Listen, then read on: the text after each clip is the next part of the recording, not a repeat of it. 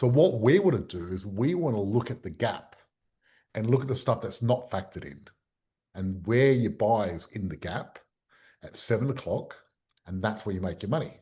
Because I think sharing real things with you is important. And I want to share the negatives and the positive because I think you'll learn from both.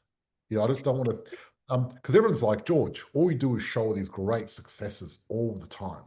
And look, it's true. That's because that's what we do, right? We have great successes. And but when we don't have successes, I'm happy to show that as well, too, because we need to. Yeah, Nick's just asked a question. Unions urging Fed Labor to limit negative gearing for first property only. How will that affect us if legislated? Look, they're always trying to legislate something. And one thing I've learnt, whenever legislation changes, there's always some great ways around it. There's always loopholes and there's always another strategy. And I think once something happens, we'll find a way to get around it and still do well. So Trump wakes up, has a bad chicken masala or butter chicken and goes, that's it. Those Indians, I'm charging them 50% from now. That's it, done. Right? What I like to buy is things that are bread and butter. What a bread and butter is? Something that a person or a family would like to buy one day. And we're going live. Yes. Hello, this is George Markoski. I'm here with Charmaine Adam. Welcome to Hi, the Money for everyone. Life podcast. Welcome. We're going to be talking tonight about this one mistake that could cost you millions. And it's very important because there's a lot of people that sit on the sidelines and they analyze and think, and they're like in their head thinking about, okay, I want to get involved in property. I want to get it right. And they overanalyze and spend a lot Yeah, of time not thinking, talking, vasculating, but not doing anything, missing right? opportunities. That's right. And with a property market that's moving as fast as it is, this is a massive opportunity cost. And people want to get the perfect property and the perfect strategy and the perfect tenant. And I'm here to tell you there's no perfect property, no perfect tenant. The perfect property for me is a property that's going to double every 7 or 10 years and make me a ship ton of money, right? That's the perfect property. A lot of people do this thing called a complex equivalence, right? And what they do, what a complex equivalence is you say this means that, but it doesn't. But so, for example, some people think being next to a school is important, Yes. and they're like, okay, I'll get a suburb near a school. Does that mean you get a capital growth? No. Having a suburb near a school means you're next to a school. That's all it means. But it doesn't actually mean you're going to get growth. There's more factors involved in that. It's not that basic, right? So if you're too basic, and then people go, okay, another rule, be 8 kilometers from the city. Well, this is the problem with that. That property's always been 8 kilometers from the city. So that's already factored in because people know it's 8 kilometers from the city. So it's too late. So when you factor in things, if things are already factored in, then it's not really an advantage to you. So what we want to do is we want to look at the gap and look at the stuff that's not factored in and where you buy is in the gap at 7 o'clock, and that's where you make your money. When people try to align too many things, they end up buying 11 or 12 o'clock because what Mhm. happens is people, if you look at the property clock, 12 o'clock's the peak up here, 6 o'clock's the bottom. Now, picking the bottom's really difficult. So what I do is normally I'm looking at 7 where there's been a little bit of growth. So then I've got a bit of momentum behind my strategy. So therefore I can get faster growth. Because if you buy at 6, you could be catching a falling knife and it could just keep going down. Or 2, you could be stuck there for too long. So you're better off paying a little bit more, buying at 7 and having momentum that's going to push you all the way through and get you equity quickly, get you up there, right? That's the thing. But what happens is people that are nervous, they're like, I want more evidence. And they keep wanting more evidence. When you get enough evidence that a suburb is good, that's 11, 12 o'clock. When everyone else is buying there, when Channel 10 are going, Glenelg's the best suburb, it's gone up 5 years in a row. Too late. When you buy those property magazines and they go, oh, you should buy in Gladstone. They've gone up 20% every year for 5 years straight. Well, guess what? Too late. It's already gone up. So that's the one thing. Now, to be honest with you, I've lost millions from vasculating on property myself. So I've made the same mistake myself. So I remember when I first started investing, I found this property in Parkside in Adelaide, and already had 2 properties, and they were negative geared, so they were costing me a lot of money, and it was going to cost me a lot, but it was 260,000. That property now is worth about 4 million. Wow. Right? And the thing is, at the time, I was like, oh, $300 a week. It's tough. I'm not sure. And back in the 90s, $300 a week was a lot of money. Not like now. Very different. But if I could go back and get a time machine and talk to George, I'd say, George, that's a $4 million mistake. Work an extra day a week, get off your ass, don't go out Friday night, get the property, right? So that's what I do. So that's the mistake. Now, unfortunately, Adam couldn't be with us tonight because Adam's sick and he's in the hospital. So I hope he gets better soon. And Charmaine, you're my host, co-host. And the host? Hostess with the mostest? That's right. So what I'm going to do is I'm going to go through the state of the nation. And then what I want to do is I want to show people real deals that we've done over the last year or so that people have done in our group. And I want to talk about rental return. Because a lot of times you look at a property and the rent might seem a little bit low and it's negative $100, $200 a week. And a lot of people hesitate because of that. And what I want to do is go through live examples, and some good, some bad, and show you what people have actually achieved in real life. Because then gives you a bit of an idea. Because I think sharing real things with you is important. And I want to share the negatives and the positive because I think you'll learn from both. I just don't want to... because everyone's like, George, all we do is show these great successes all the time. And look, it's true. That's because that's what we do, right? We have great successes. And, but when we don't have successes, I'm happy to show that as well, too, because we need to. But we've just been very fortunate over the last 20 years where we've had lots of great success. And we have. So first, I'm going to go to the state of the nation, and then we're going to go do that. Here we go. So have a look at this graph. This graph is Australia's SEEK applications per ad index, and look what's happened recently. It's spiked, it's gone up. So type the chat or type in Facebook, what do you think this means to the property market? Because what this really means, this graph means that there's less jobs, unemployment is rising. And you can read the comments, Charmaine, that'd be great, but what do you think's happening here? Right, so basically, when an index spikes like this, it's not just a blip. It's a canary screaming in the coal mine that something's happening because that's quite big. Look, Scott says we're about to hit a PI. Maybe that's a peak, is it? A PI? Okay. Well, okay, so we haven't got any answers. I'll have to give it to you. I'll tell you what this means, which is fascinating because you'd think less jobs, less money, property prices will go down. Wouldn't you think that? Well, guess what? It's the opposite. The last 3 times this happened, property prices went up. See, more people applying for fewer jobs. That means pressure on wages. Business slowing down. Mainly, maybe because our RBA likes to keep interest rates really high and really stuff up the Australian economy. I don't know. They're thinking, let's keep them up and try to... But last we saw this kind of trend. The last 2 times, 3 times, property price exploded over the next 5 years. So you've been hanging around this group for any length of time. You already know what that means. But those who want the full picture, here's how it plays out, right? So job market weakness is a flashing bright red light. The surge in applications per ad means businesses are freezing hiring and more people are chasing fewer roles. It's economic tightening in real time. Because what happened was the last 5 years, we've had a lack of jobs, not a lack of jobs, a lack of people to work in jobs. So this is very different how it's changed, right? But see, once economic tightening happens, people get nervous. And when fear rises, only 2 groups emerge. The uninformed who freeze and wait, and the educated who act and shift into assets that protect and grow their wealth, right? So this is what's happening. The smart money moves to property. So why do smart investors flock into real estate during job market turndowns? Well, basically, it creates cash flow, if you know what you're doing, is inflation resistant, builds equity over time, and has never gone to zero. Because people don't want to rely on a paycheck anymore. They want control over their financial future, right? So what happened was during COVID, jobs went down. Afterwards, property prices went up. Then before that, 2009, we had unemployment rate go up. And after 2009, we had a massive boom. In the 90s, same thing happened. We had a massive unemployment rate. Property prices boomed. See, 2009, GFC, Seek applications per ad spike. Property prices barely dipped and surged by 2013. 2021, job applications soared again.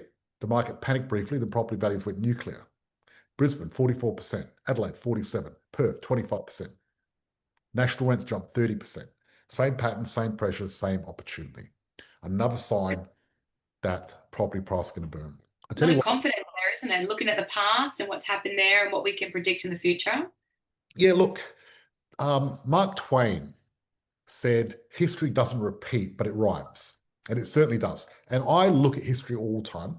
Whenever something happens now, I look back in the past and go, okay, what happened last time?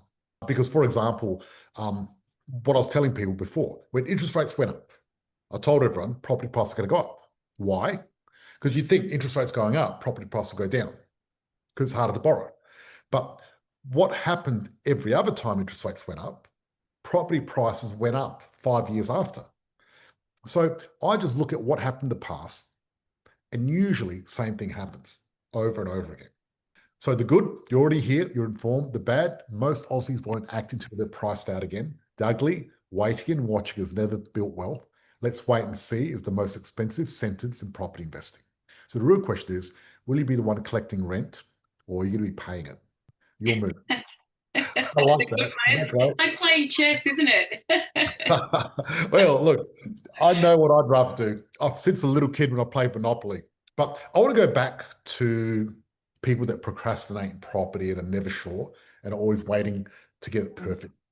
I had a friend who wanted to be a cyclist and he had a lot of natural ability, right? He was really good in high school at cycling. And so what he did, he wanted to be a professional cyclist. And he got stuck into this. He wanted to get the perfect Lycra stuff. So he went around Outfit. looking at it, getting magazines, got the outfit. Then he got the perfect bike. Then he wanted to get Shimano brakes and change those. And then he changed something else, got a new helmet. And he ended up with 3 bikes, 4 uniforms. But there's one thing he didn't do. Right. Actually, ride. Yeah, he didn't ride. He didn't ride. He was just preparing for that perfect ride. And he Wow. was researching, he read all the magazines, and he heard that this one wheel works better and there's carbon fiber now. So he got rid of his old bike and got a new one with carbon fiber, but never ended up doing it. So the thing is, you got to be in the game to win, right? Mm. So you want to be a bike rider, you don't have to have the perfect bike. What you need is you need to ride and practice and become good. You want to That's right. you want to make money out of property. You don't need the perfect property. You need a good property, an excellent property that's just going to double every 7, 10 years consistently over and over again. That's what you need. And you don't want to get caught up wondering and ifing and ahhing because there's no perfect property. But they're perfect in 5 to 10 years because they all go up when you get the right ones. That's what I consider a perfect property. So let me share my screen again and finish the lay of the land because it's very interesting about what's happening in building and stuff, which I'm It always is. hot about.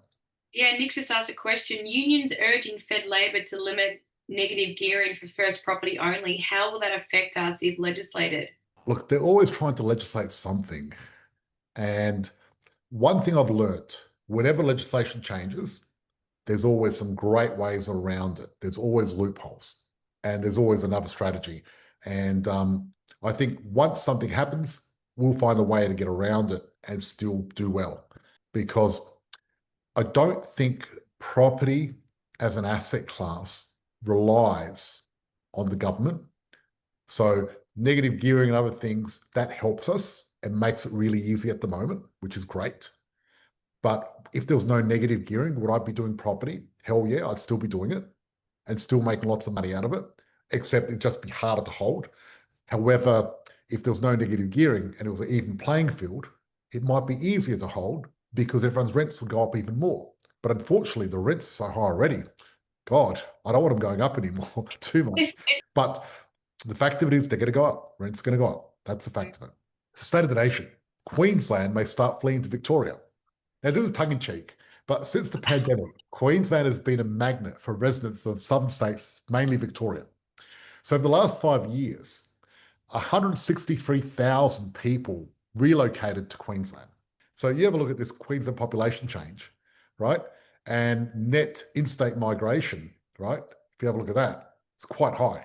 It's gone right up. You look at net interstate migration 2015, there was nothing there. And then 2018, and then 21, it went right up, and it's still pretty high. Many of these residents went to Victoria. Victoria lost 82,000 people over the same period. So you look at Victoria population change, and you see the green line, it's underneath negative, right? Because people are leaving Victoria, moving to other states, especially Queensland. But even the net overseas immigration was negative for a while there because of the lockdowns. Everyone just went back overseas. Brisbane dwelling values surged by 90%, but Melbourne only did 20. So you look at the line here, 2020. Look at Brisbane and Melbourne, almost identical. Then you get Dan Andrews coming in and totally frigging shit up. And then look at this. And look, I don't know if you remember, for the last 5 years, I've been saying that Brisbane's going to replace Melbourne as the second biggest city in Australia. You did, yeah. I've been saying that for a long time. I didn't expect it to happen this quick, but it's happening. Brisbane's going to be the second biggest city. It's going to be the number 2 city in Australia. They've just got a better government, better weather. It's just going to happen. Melbourne is broke at the moment. And you look at the 5-year growth, and the weakest growth was Melbourne. But see, that weak growth, Melbourne, there are some opportunities because there's a gap. I'm going to mention, let's talk about the gap in Victoria, because Victoria's still got some growth to go. Well, look, absolutely. And what you've got to do is you've got to compare prices nationally and see where the value is. Yeah. So Trump's tariffs, they're not going to dent Australia's economy, right? So Trump administration announced on Friday, Australia's time, that Australia would be subject to 10% tariff, right? So if you look at this trade with the United States, service exports, good exports, and trade balance. So we import more than we export to America, right? So therefore, a trade tariff of 10%, which means they have to pay 10% extra if anything comes from Australia, is not affecting us that badly because we don't really send a lot of stuff there. Our trade balance is actually very positive because we export a lot more things than we import to most countries. So Australia is very healthy that way and really good.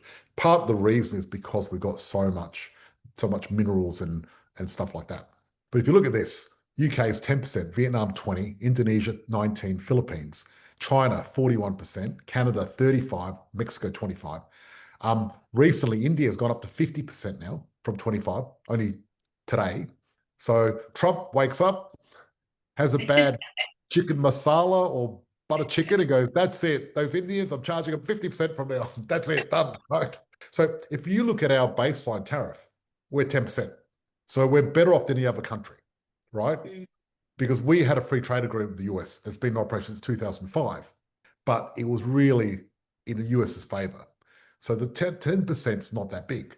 So if you look here, evolving estimate of US global effective tariff rate, ours is pretty low, but you look here, estimated impact of US tariffs over the medium term. Now you look at Australia and look at the impact on us. Yeah, it's small. Read FA.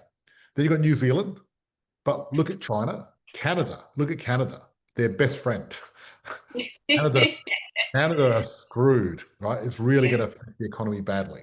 And they are piping up about it too, the government in Canada. They are. They certainly are. Did you see South Park did this thing about Trump, their first episode? That was pretty racy. That's funny. I've been referencing South Park today with my kids. It's funny that you mentioned South Park. It's been a while since I've watched it, but we've been referencing it all day with the kids. What I love about South Park is adults can watch it and kids can if you cut their ears, right? Especially Cartman, who's a funny little dude. So builders are saying Albo's housing target remains a distant goal. So there were 15,984 dwelling approved in trend terms in June, the highest in September. Despite the rebound, 20% below our monthly 20,000 run rate required to meet the target to build 1.2 million homes over 5 years. Yeah, wow. So we're way below. But what I was going to say is also approvals are below where we need to be. But the thing is, approvals don't equal completions because approvals are always higher than completions.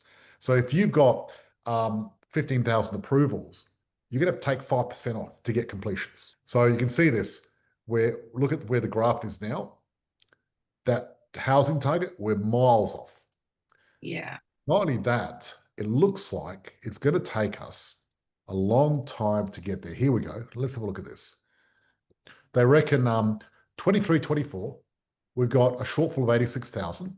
Now we've got a shortfall of 47, 25, 26, shortfall of 18,000. So we're going to have a shortfall till after 2030. So they estimate even 28, 29, there's going to be a shortfall of 3,000 houses. There you go. And that's my session for tonight.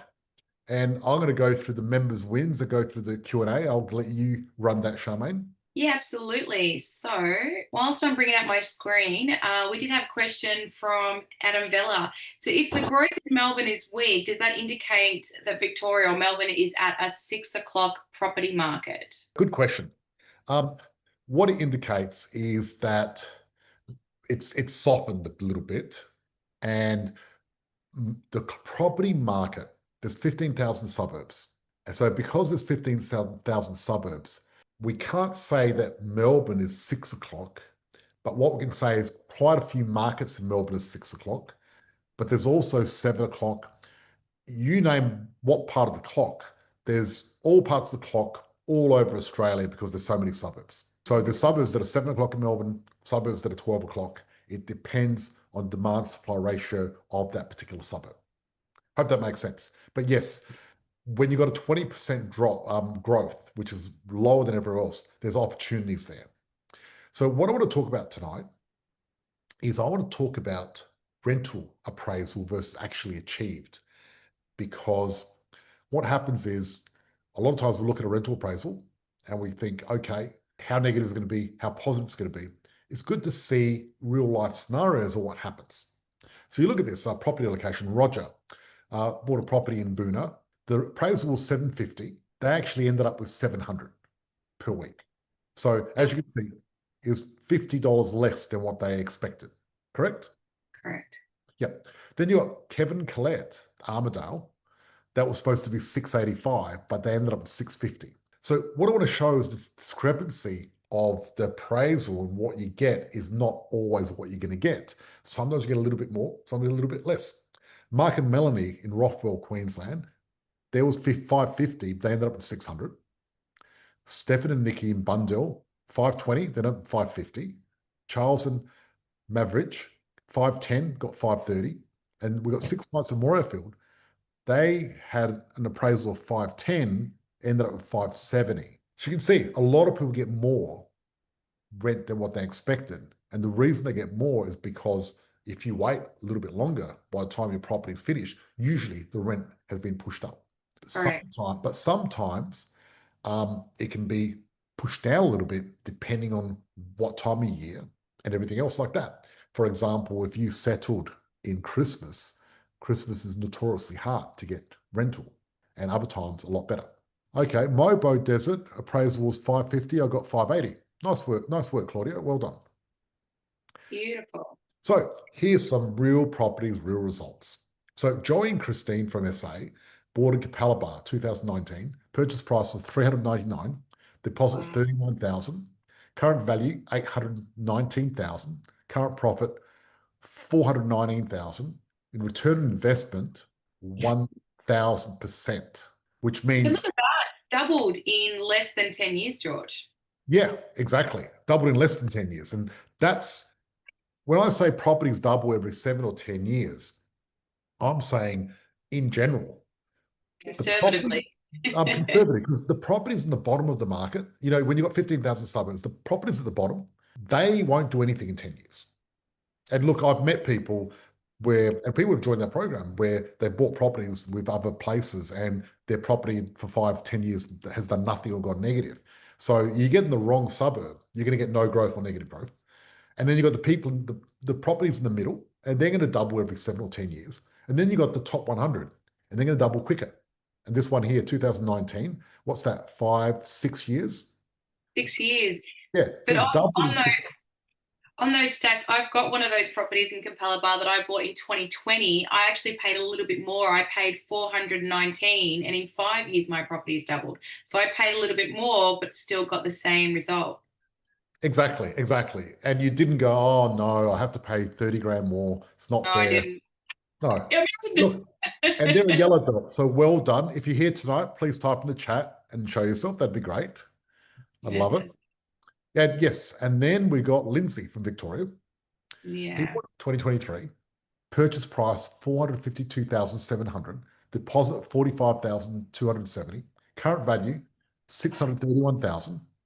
Current profit 178,000. Return on investment 394%. And that's like Great. 2 years. And he's a Yeah. yellow belt. He's got two properties, yellow belt. That's excellent. Luke and Luke, Wendy. okay. Bought at Moorfield, 526,490. Deposit 52,649. Current value 655,000. Current profit 128,000. Return on investment 244%. So look, you've got to look at the returns when it comes to property, because when you're leveraging what you're doing, you can really get an outsized return, because you think, you're not paying $526,000 cash. You're paying $53,000 cash, right? And that's very different. And that's how you can get those massive returns. So it's huge. But even if you paid the 526,000, you'd still get a good return. Excellent return. So yellow belt, two properties. Well done. I Okay. think it's time for breakout rooms now, is it? It's breakout room time. So let's end that prezzo and let's do this.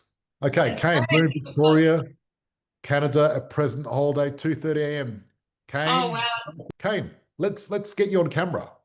You're a legend. Yeah, Kane's done really well and he's not stopping. But if you got your camera on, Kane, I'd love to say hello. I mean, I know it's 2:30 in the morning. You might be a bit tired. Might be in bed. Yeah, exactly. But I thought I'd ask the question anyway. I need to have a Should we do, cracking night. should we do a few quick questions before breakout room? Absolutely. Yeah, let's do questions now. So we've got my house in Barscrub, Queensland has doubled in 3 years. Fantastic, Scott. Adam Vella, what type of property would be a good choice for future growth? 2 bedroom, 2.5 bathroom, one car, or 322 or 422? It's actually a really good question. Yeah, look, they can all be good because it depends on the market. So different suburbs, different properties are better, right? So it all depends on the demographic, because you can get a one-bedroom unit and it can do really well in the right suburb. So what I do when we do our research is, one, we find the top 100 suburbs. Then when we find the top 100 suburbs, we talk to local real estate agents that are renting properties out and find out where there's an underlying demand. And the underlying demand is going to help you choose what you're going to get. But what I like to buy is things that are bread and butter. What a bread and butter is? Something that a person or a family would like to buy one day. That's what I want to buy.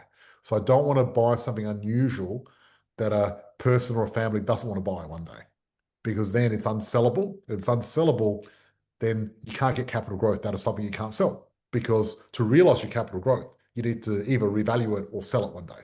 So that's the thing. Yeah, just on that, because I know this comes out a lot with a lot of Oh, clients. Kimberly. Oh, that's what I was going to say. Yes, Kimberly, we're going to be in the public stream because we're going to go into our breakout rooms. What I want to do is say to everyone watching live, thank you for watching. It's really good. If you want to miss out, if you don't want to miss out on losing millions of dollars, type in hashtag. Show me the money.